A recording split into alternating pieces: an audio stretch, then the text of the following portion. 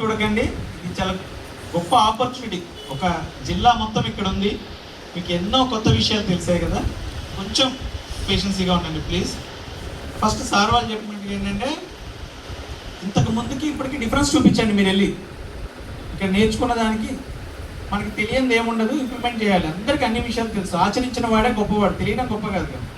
So ఆచరించాలి. ఒకప్పుడు English medium లేదంటే గవర్నమెంట్ ఇంగ్లీష్ మీడియం తీసుకొచ్చింది, అయినా స్ట్రెంత్ పెరగలేదు. ఏమైంది? ఎల్కేజీ యూకేజీ నర్సరీలో ప్రైవేట్ వాళ్ళు లాగేసుకుంటున్నాడు, వాడి దగ్గర నుంచి మనకు రావట్లేదు. ఆ మొదటి స్టెప్లో మీరు ఉన్నారు. సో మీరు అనుకోవచ్చు, మా వల్ల మీ వల్లనే గవర్నమెంట్ 3000 స్కూల్స్ ఎక్స్ట్రా పెంచింది.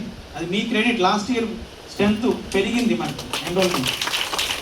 సో నెక్స్ట్ ఇయర్ కూడా పెంచితే మీలాంటి మీ వాళ్ళందరికీ ఎంప్లాయ్మెంట్ పెరుగుతుంది, కొత్త స్కూల్స్ వస్తాయి, ఎంప్లాయ్మెంట్ పెరుగుతుంది, మన గవర్నమెంట్ బాగుంటే, పిల్లలు బాగుంటే, మన అందరం బాగుంటాం.